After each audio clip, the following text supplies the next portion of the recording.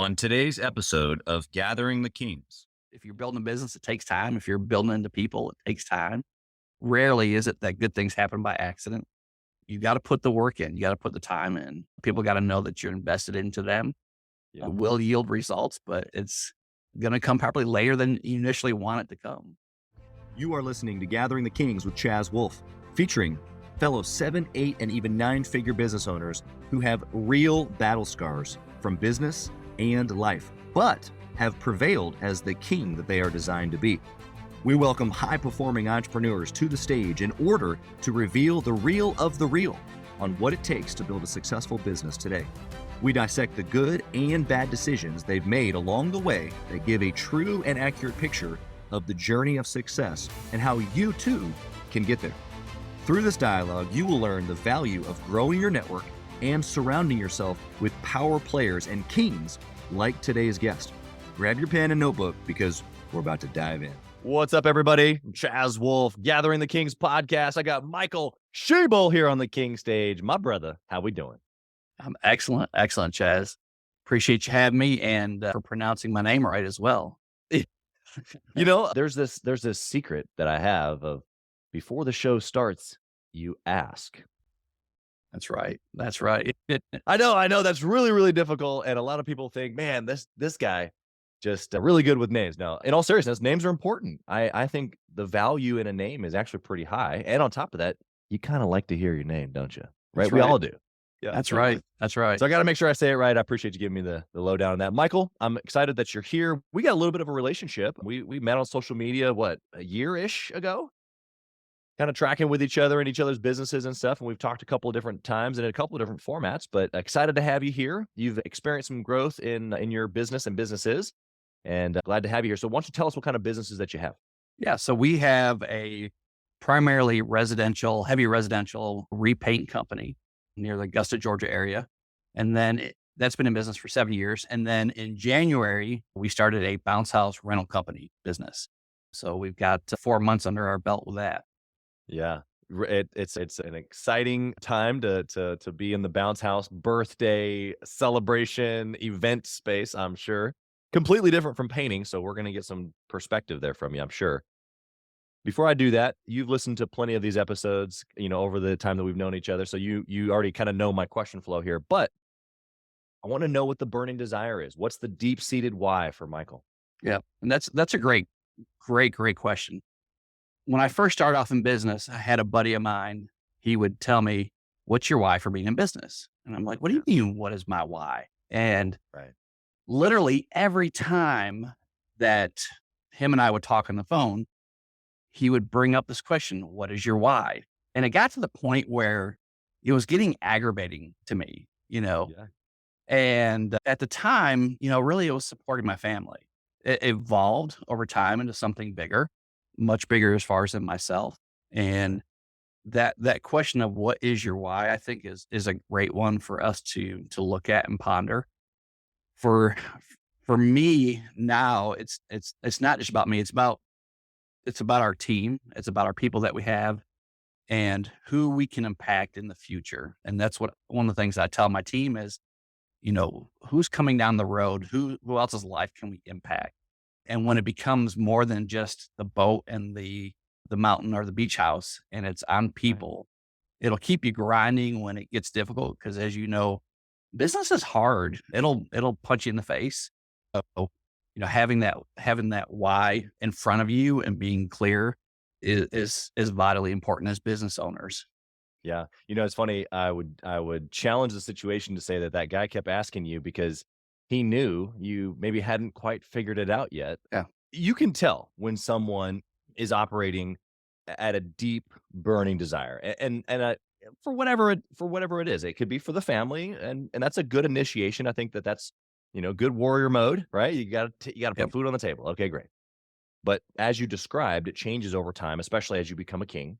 And you have more resources and you're looking for better leverage and you're looking for more output for the same or even less input, which is leverage. But who does it impact? And that's really what it comes down to is impact or influence. But my question for you on that is, at what point along the way did that change from, the selfish ambition of taking care of my family to taking care of other people? Let's just kind of broadly stroke that. You said, what was the change you said? Yeah, at what point did that change for you? Probably about a year and a half ago. And it was just, I don't know the exact moment that it changed. It was probably a culmination of things where, listening to other people, but finally it did click for me. And yeah, it was probably just I would say a culmination of things, realizing like, hey, I've got to get my eyes on something bigger. There's a lot more. We tend to be us and center focused on everything, Yeah, we are. and something had clicked. I'm not quite sure what that magic was, that mojo or that moment was, but there was definitely a time where it did switch for me where, I just realized like there's a much bigger, picture involved. Yeah, the intent was starting off in business was just initially to provide for the family. I was working at a sold fine line playground equipment, and they were selling the franchise. He had 12 locations. They weren't going to retain any of the management. And I had the perspective of having 4 kids to feed. My wife had a year left of school. And what do I do to provide for the family? Well, I knew how to paint and I had been in retail for a long time. Making that leap into this world was a big leap. And it was like, can I just even physically do the work? Can I provide for my family? So it was that mode of trying to figure out at 40 how to make a business work. Yeah. And so, that your business shapes you. And I think it's kind of like having kids. It's going to challenge you more than you can possibly imagine. It's going to shape you into your better version of yourself. And you get changed over time, and business does that for you. You know, yep. There's there's obviously a lot of layers there and things that we could dissect. Would you say that the business did that on its own, or that you had intentions inside of the mess that we call business of becoming the best version of yourself? Probably there's one, it's a combination of both. I think I had one of my best friends that owns a business here locally. Him and I would talk pretty much weekly, and we still do. And we challenge each other on the hard stuff, and we have the hard conversations. And that having somebody push me to be better, that's me becoming, who I am and a better version of myself for sure. Yeah. Yeah, you're right. It does. There's a uniqueness about getting obviously in an environment like that, even if it's just one person that you get together with. I mean, even before I started Gathering the Kings, I had that same buddy, and we'd call each other a couple times a week and encourage each other, even pray for each other, and then Yeah. sometimes say, "Hey, hey, time to quit talking about that one and make that one work." So anyway, I just think that that's a great perspective. But inside of now what's turned into multiple businesses, it's bigger. You're taking care of more clients, more team members. Like it's obviously just turning into more. So let's go down deep into practical. So you were transitioning out of a job. You didn't want to work another job. Why did you want to become a business owner? And then painting was just, I know how to do it, so let me try it. Give us a little bit of that transition. Yeah. I think I had experienced some heartache and headache where I didn't have a great experience necessarily working with other people all the time. And, I always remember in the back of my head, I never had this goal when I was younger to be my own business owner. But I remember thinking to myself, if I ever did go into business for myself, I would change this, or I wouldn't do this, or I would do this. Sure. Yeah. And having those bad experiences kind of helped shape me to be the type of leader I am, and the owner that I am to, you know, and being my guys call me the boss man, but being the type of boss, those bad experiences really helped me to know not what to do as well. Yeah. Yeah. Yeah, and I like how you did the air quotes around boss man. It's not it's an endearing term from what I'm picking up, and there's a culture that you're building there. The culture came from a bad experience of a bad culture from before. I think we can all experience that to a degree. Entrepreneurs wanting to do something different, unique, of our own, but when we get in there and we start building teams and developing culture, it's actually quite a bit harder than it looks. I don't know. Can you look back on some of those bad experiences and go, maybe I was being a little bit too difficult with them. Like they were actually doing the best that they could. I don't know. Did you feel that way at all? someone had said we tend to judge others based on their actions, and we judge ourselves based on our intentions. That's 100% Um, right. we tend to hold people to a higher level than we hold our own selves. So I was probably a little bit harsh at that point in time, in my judgment of them. Sure. Looking back, yeah, Yeah, because we want grace now. We're like, look, we're figuring things out. We're building a team. Like, give me a little time, give me a little patience, give me a little grace. The reality of it is that people, teams, culture, building a business, like all of it is just like you said, it's hard, but it's people. It's really what it is. And so there's this masterful building of teams and people that come into everything that you're saying. So sounds like you're doing some great things there. Maybe we'll get into that a little bit more, but I want to know of a good decision that you made inside the business. Obviously, you guys have been on a growth track. Even since we've been talking over the last year or so, you've been just steadily just getting better and better. And obviously the revenue's growing, the team's growing. Your mind sounds like it's grown quite a bit. What's been a good decision that you've made to help you in all that? investing in my people, investing in myself, spend the time to grow myself, and then grow my team as well. We meet every Friday. We hardly ever miss a Friday, and we take 30 to 45 minutes on developing ourselves as leaders. We do have some structure to our meetings where beforehand we were kind of winging it. Sure. We've been, It all starts uh, with winging. yeah, test starts with winging. We started going through John Maxwell's 5 levels of leadership. We're about finished with that. We're going through that every single week Yeah. and seeing, pulling ideas out of that to things that we can implement. And we do it with all of our team members. I believe for us, we're trying to grow as a company. And for me to scale my company, I've got to have future leaders that I have that are ready to step into those roles as we grow. They're going to be better employees. They're going to be better, to their family members. We all have leadership abilities that can be cultivated. So for me, I guess the one thing was just realizing that, I need to invest in myself and I need to invest in those that are around me. Yeah. Yeah. Which is a little bit of the beginning of that culture. And so, yeah, you're training them specifically to be leaders, which then, like you said, I love how you said that, that makes them better men or women. It makes them better spouses. It makes them better husband, wives, parents, employees, whatever it is, community members. You're building the person. I mean, yes, we call it leadership because ultimately we want them to be a strong enough individual to be able to lead other individuals, right? That's Yep. what you're doing with your growth plan. But really what you're doing is that you're giving this individual what they need, the building blocks of like who they are and their beliefs and what it means to pour into somebody so that they can be whole, kind of. Yep. Yep. When do you find that, like, as you've been pouring in, that there's like been an immediate response of like, I don't want to say return on investment. That sounds transactional, but what I mean is you're pouring into them.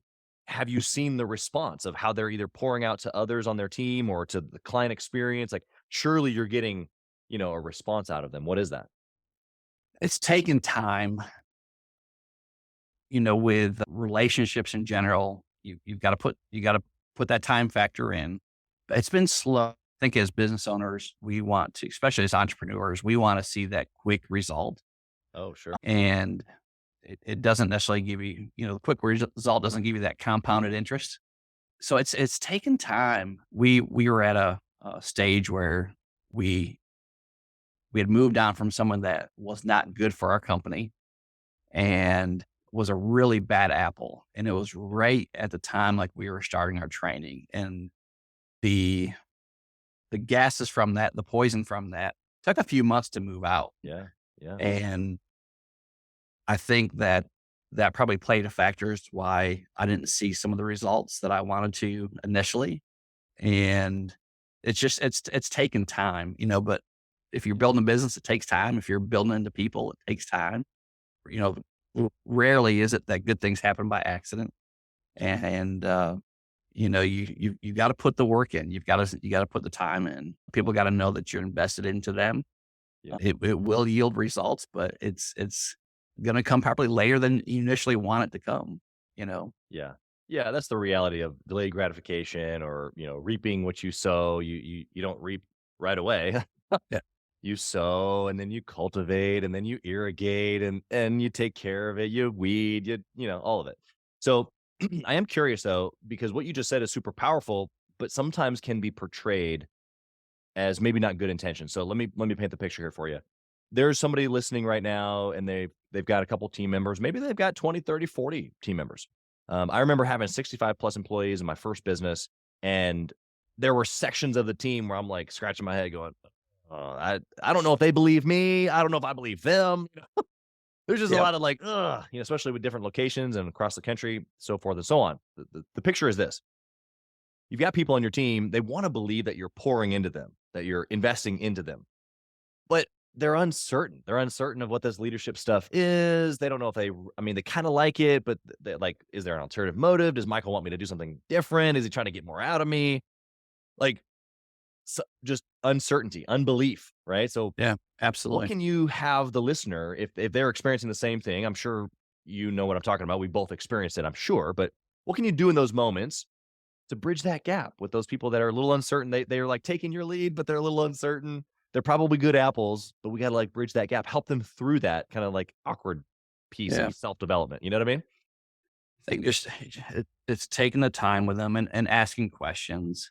I think if you're around somebody, it's like, with my spouse or one of my kids, something's wrong with them. If you're around them long enough, you're going to know that, hey, you're off here, what's going on.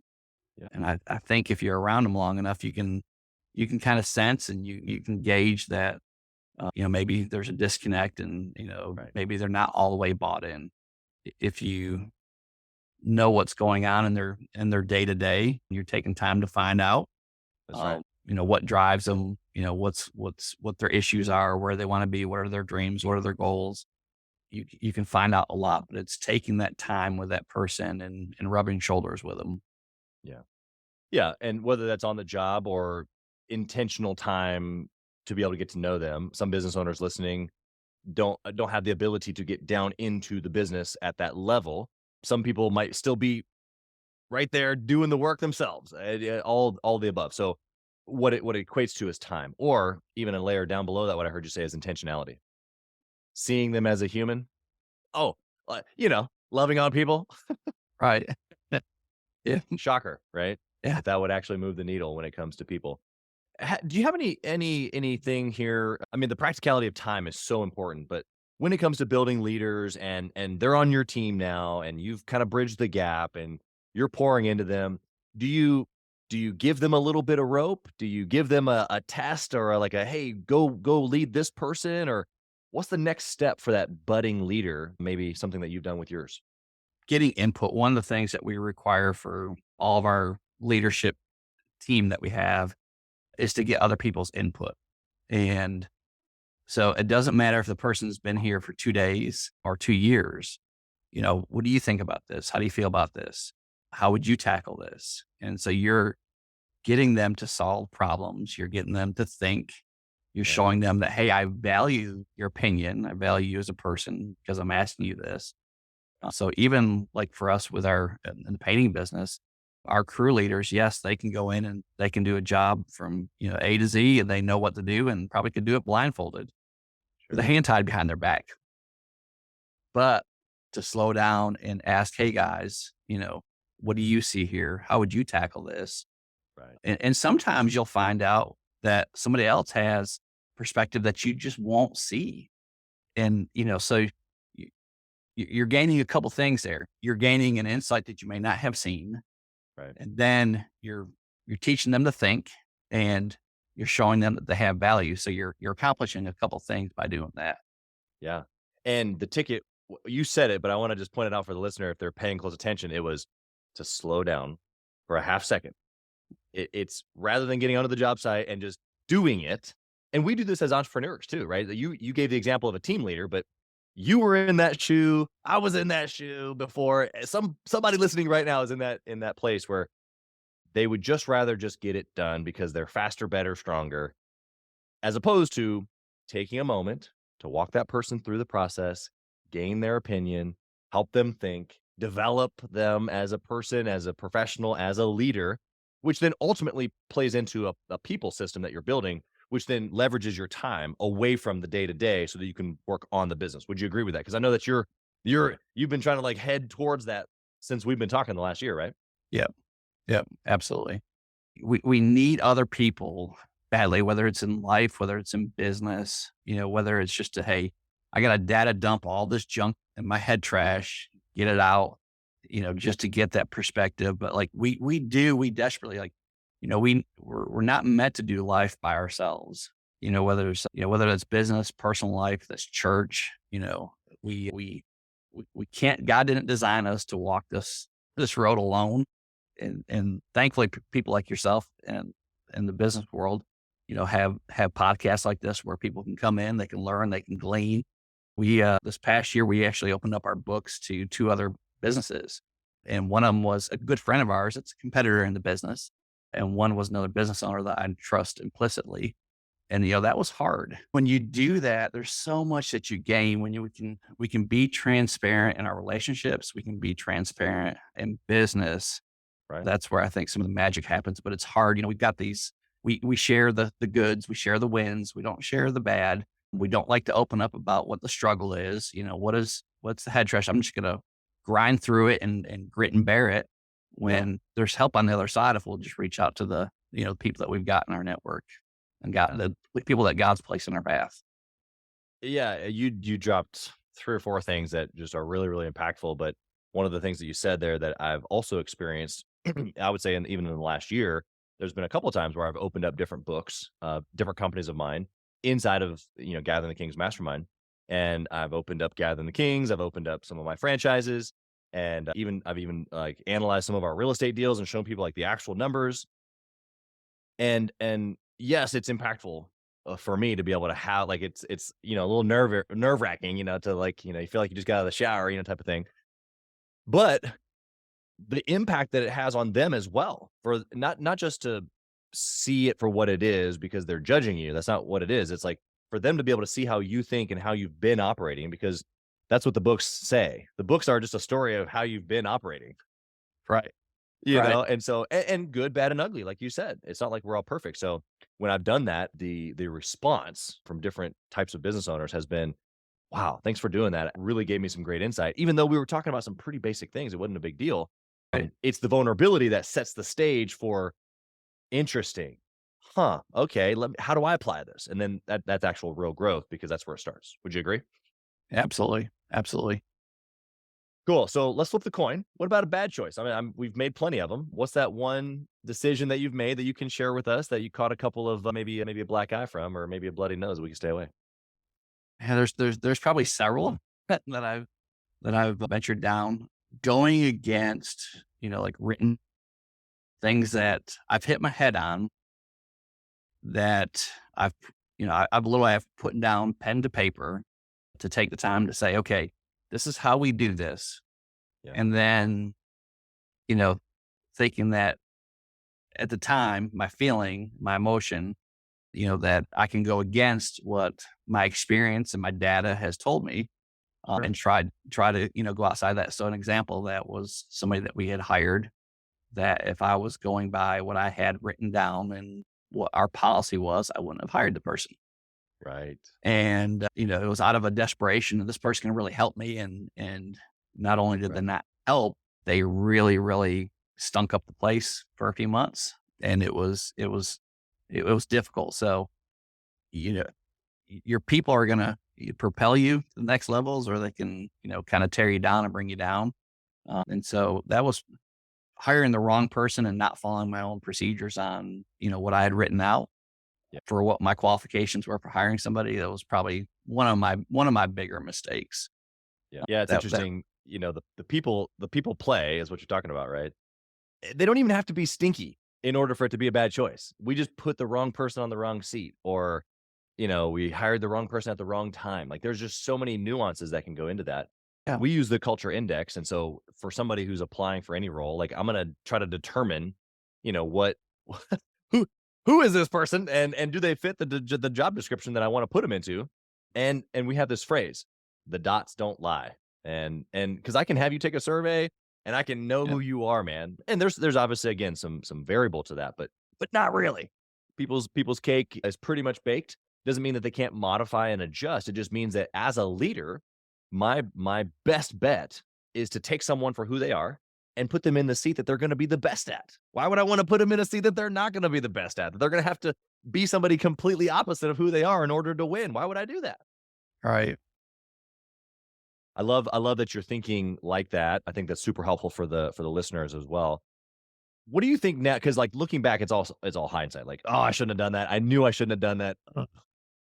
The next time you go to hire somebody, what's going to be different? Like, how do you stop yourself next time? Because we've all done it. Yeah. If the pain point gets bad enough, it sticks with you, it really does. And sometimes, we learn sometimes more in those stages. We think, well, I'm going to learn more in the growth stage. I'm going to learn more when I'm happy. No, you're probably going to learn more when it's painful, Right. when it really hurts you. So, I think just the experience that I had from beforehand is going to make me to slow down and say, hey, what was your past experience? What took place last time? Let's make sure that we do this right, because the end result of you not following what you know that you should, Right. it's been painful and hurtful enough to where you've just learned, like you got stung, you got burned by the fire a little bit. And so I think just that painful experience will make me slow down enough to say, you know what, I don't want to trudge down this road again. Yeah. Yeah. It's the birth pains. My wife, as soon as we have a child, she's like, I'm done. And then I'm like, hey, wait a second. Let's have this conversation after a year. Because then the baby fever comes back and we forget, Yeah. right, how bad it was. Yeah. We forget the pain. So some of those tactics to keep the pain relevant. You're obviously a faster learner than me, because it took me hundreds of bad hires of salespeople before I was even a business owner. I hired a ton of bad people. And eventually I came to the place where I'm like, you know what? If I walk out of the room and it's an absolute yes, they're hired. If it's not an absolute yes, it's an absolute no. Because I lived in that place of waffle, like, well, I could see maybe if they could, that might be, I could, right? Absolutely. Absolutely. Gosh, dang, that little middle zone there, that gray will eat you. You know what I mean? Yeah.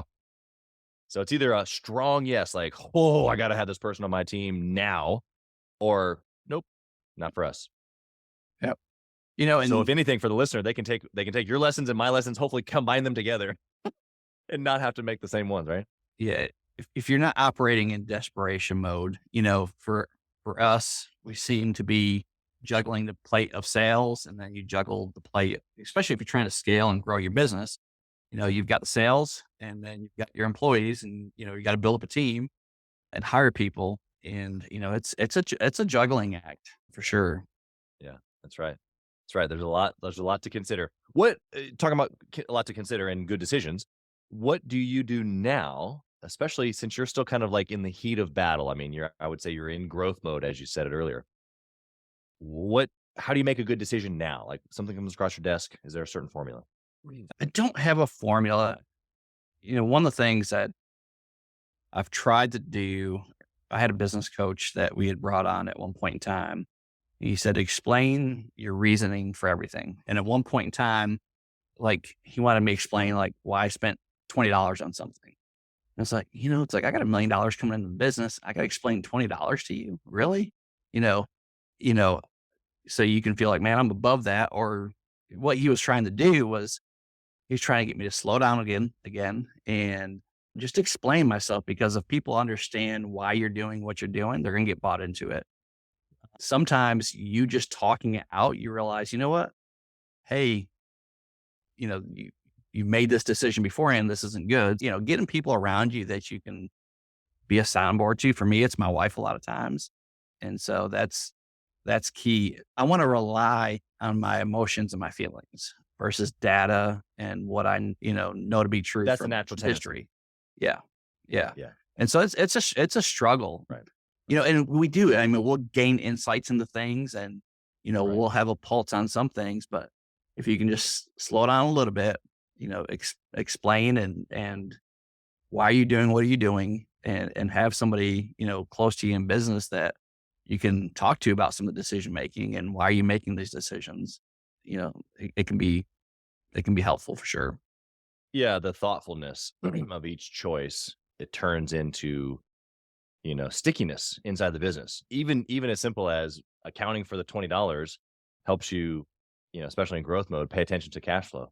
There's so many businesses that have no idea, money coming in, money going out, and just woof, woof, woof, Yeah. And I haven't talked about this a bunch, but I started a company 4 months ago, a home remodeling company. It's a portfolio company. I'm not in it every day. I'm just a visionary. But one of the guys, I've got him in there, and every single penny manually. I don't even let him auto track it. I've got the accountant. They had the credit card come in. It auto fills. I got his own spreadsheet, and he's got to track every last little dime because, and as soon as I started heading, it was like, wait a second. What about this? What about that? Da, da, da. And he started communicating with the project manager going, wait a second. Don't do that yet. You're like, wait.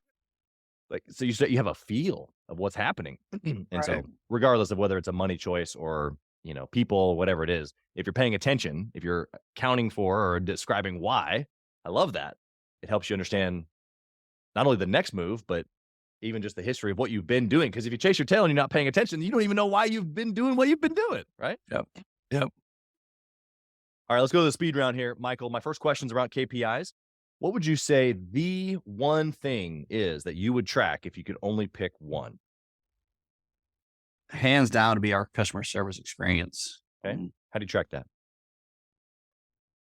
Our Google reviews, how many reviews that we're getting back from our clients. Right. We call our clients daily. We have our project director checking on the jobs daily. Getting that feedback in real time will help you. So that way, if there's an issue that you've got going on, you're not trying to fix it at the end. You can fix it in the middle and the first day. So literally every day we're calling our clients and reaching out and saying, hey, how's our overall experience today with our team? Is there anything that we could do differently? And if you can make those course corrections in between, then you're going to have a much, much happier client at the end is what our data tells us. Yeah, I used to do that quite often inside of our Edible Arrangements franchises. Call the customer, hey, you got a delivery yesterday or last week.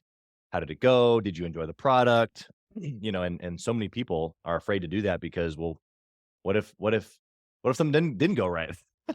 You take a neutral client and turn them into a potential bad client. They're like, oh no. It's actually the reverse. It's you take a neutral client and you potentially can now take the opportunity to turn them into an incredible referral source and a net promoter. Yeah. Is that what you found in that process that you just described? It is. We had a lady, Miss Lynn, this week. She heard about us from 3 of her friends. And so, to me, like that was one of our wins for the week, that we had listed out. We had a few weeks back, we had 3 of our jobs that were repeat clients. One of them was a client that had used us 4 times for painting. And, typically with painting, it's every few years. But, to have this client that heard about us through 3 of her friends was like, yes, like we've done something right here.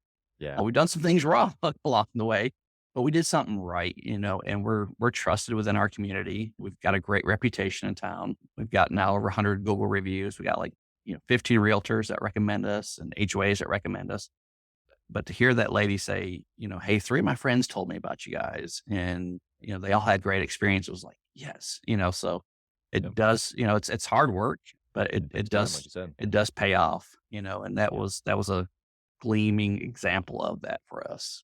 What do you think? I mean, I'm huge on client experience and so much so probably where I get a little bit obsessed around each little touch point. We do the same thing with the podcast, each little thing along the way, just super detailed and super just like, I want it to be a rich experience, But for you specifically, for those 3 people to refer, what do you think specifically that you took them through? What can you share practically a part of that client journey that you guys do that leaves such a glowing experience for them to refer Miss Lynn to you? It's evolved over time. I would say, it's communications, trying to set clear expectations. Tell them you're going to be 2 minutes late. Right. Just communicate. Explain the process throughout. Like, what are you doing? What are the next steps as they're on the dance with you? You kind of tell them, hey, we're going to twirl at this point in time, or we have this going on. Right. And,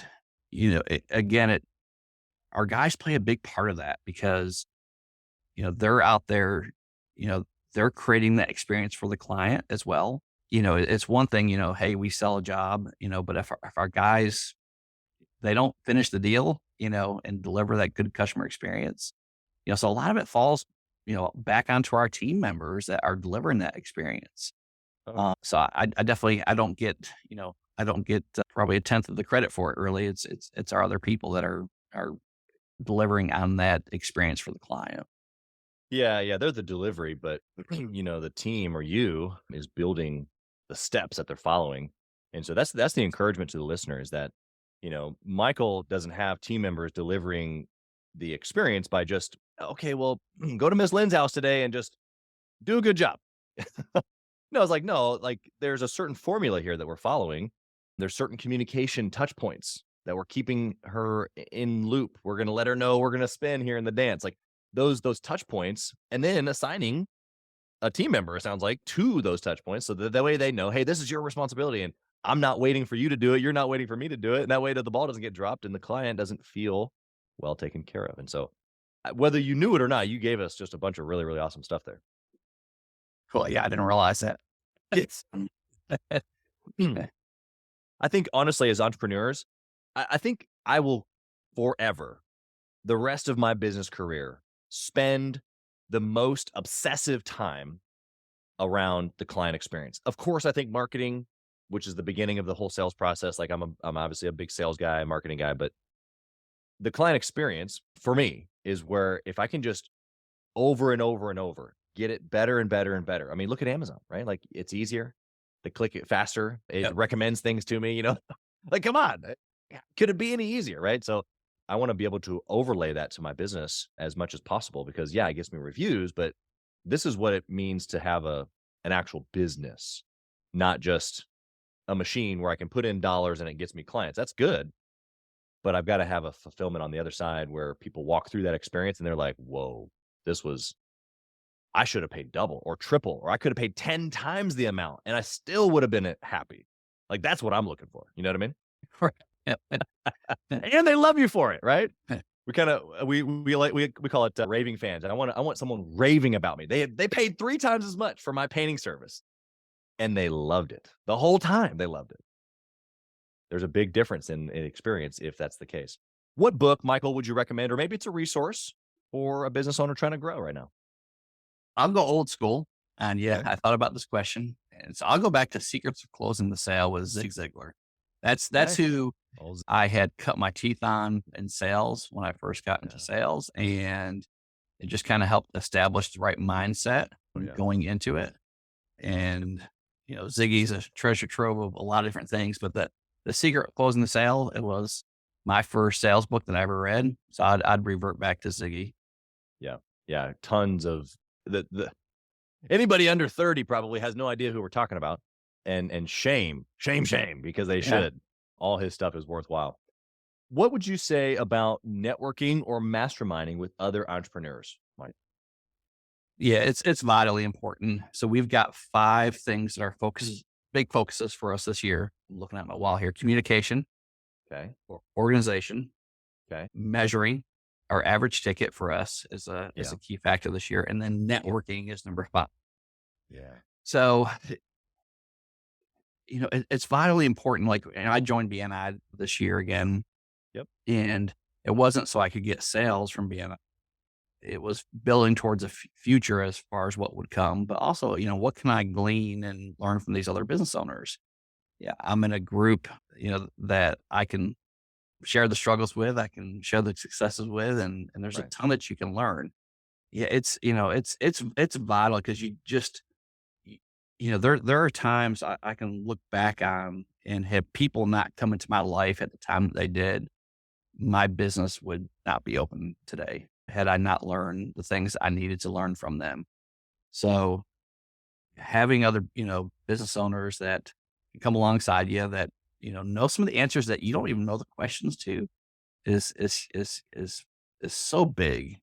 So yes, networking for us is a major focus and one that I don't see going away at any point in time because, we need people in life, we need people in business. Yeah. Yeah. Well, and when you get over the idea that I like when you say I need people for the egotistical, or for maybe the person that has a self-righteous perspective of like, well, I don't want to use people, or I'll do it myself. And it's not like a false humility, although it is a little bit. It's like, no, you actually do need people. You don't want to be a burden to people, and you have a wrong mindset on networking and sales and leverage. Oh, okay. Let's just establish what we're talking about here, because the other one is abundance. It's a mindset of, no, I need relationships like Michael. I need connections like guys in the group. I need connections with people in my church. I need my spouse, my wife. Like when I can get over the idea of using someone, it's leverage of that relationship. Everything comes from a relationship. So everything you just said, man, spot on, dude. Networking, it's not going to go anywhere. In fact, if anything, it's going to just make its way up on your list. Yeah. Someone asked me the other day, like, what do you spend the most time doing? I'm like, bro, do you know how many times I record podcasts? I have no sponsors. I do not get paid from the podcast. But I'll tell you what, it's the number one action that I'm most interested in: meeting high quality people. Right? Love it. Doors open, deals get done. Some guys like to join the mastermind group. Cool. But if not, no big deal. Like we're just trucking along, and I'm meeting a bunch of cool people because I know that everything ahead of me is part of what you just said, networking. So if anything, it's just going to make its way up that list. I love it. I got a question for you about family. Yes. We've talked family before. I know that family is important to you. How would you describe practically some ways that you've been able to obsess in your family like you do in the business? I'm not a fan of the word balance. I think work-life obsession is the answer. We go all in on all of it. But how have you been able to do that practically, to obsess about your family, your wife, those things at the same time as the business? That's probably been my biggest opportunity to improve upon, is just having that balance. Because, really the last year and a half, like it's been out of balance. And I realized it, several months ago. It's like, hey, I've got to get better at this. I've got to be more present. I've got to be intentional, and for me, the way my brain is wired, it's like constantly, I've got this going on. I've got to get this going on with business. And it never stops. You could work till 11 o'clock every single day. I guess it would be just that slow down again and just like, just spend that time. And it's, it doesn't have to be going out and doing stuff. I went out and bought some yard games for our family a few weeks back, and we'll get out there and we're playing, yard games and cricket. And like my daughter loves cricket, and, just, being intentional with it and realizing like, hey, I've got some people that I need to invest in and spend some time with, and they need to know that, hey, dad cares and husband cares, and just making them priority. But I'm a hard judge of myself. I still have a long ways to go in my eyes on that one. Well, I want to bring you into the fold on that one. It's a trick question, really. Okay, thank you, because I was my palms are sweaty now. So. Now that I slaughtered you here on the show, no, in all seriousness, I've asked that question to podcast guests, as well as hundreds of other business owners, and I don't know if anybody has said, you know what, Chaz, I'm a rock star at that.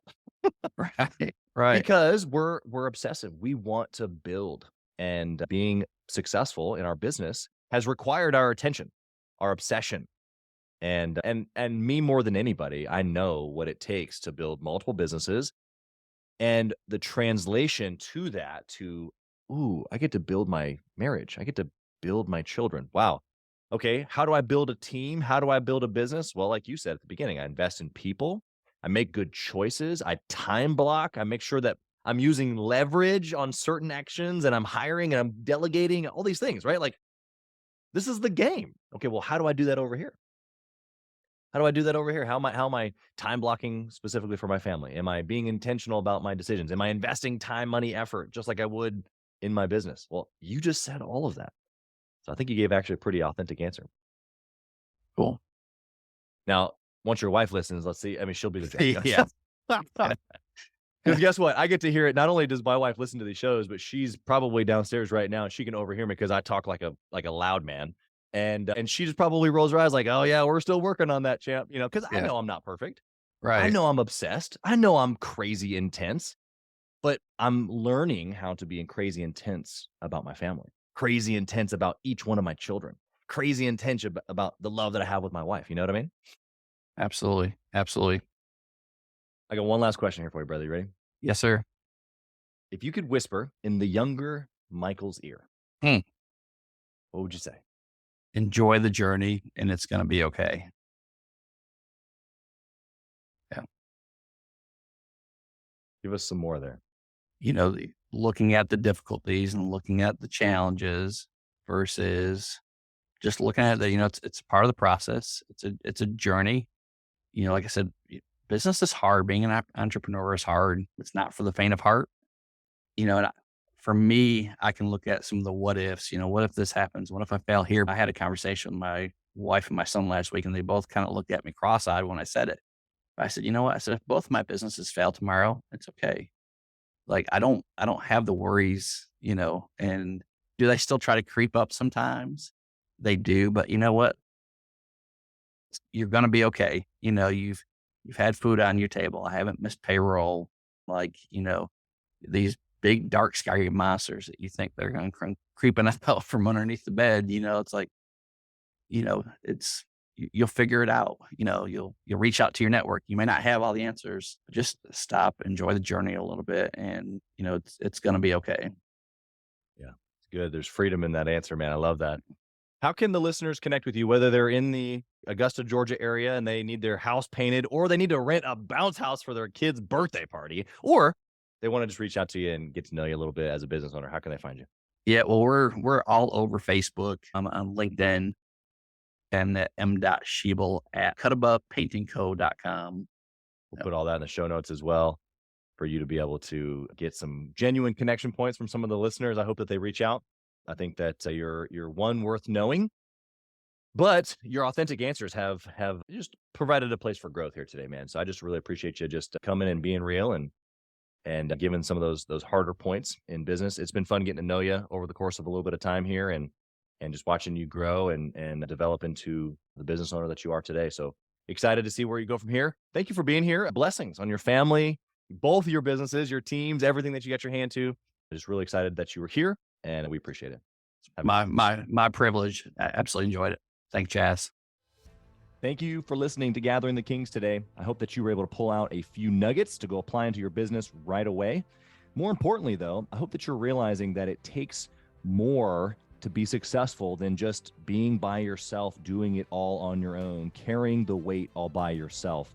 What I have realized, not only in my own journey from multiple businesses and multiple different industries, and now interviewing literally over 200 or 300 other very successful 7, 8, and 9-figure business owners, is that it's tough to do it alone. And so Gathering the Kings literally exists to bring together successful entrepreneurs. In fact, we are putting together 1,000 kings, specifically who are grateful but not done. We're intentionally assembling kings who fight tooth and nail for their business, family, and communities. And here's what we believe, that in the pursuit of excellence in those areas, that it ignites within us the responsibility to govern power and forge a lasting legacy. So if that relates and resonates with you, and you know that you need people around you, sharp, qualified, other very successful business owners, I want you to go to gatheringthekings.com. I want you to take a look at what we're doing and see if it makes sense for you to be part of our pursuit to 1,000 kings. Talk soon.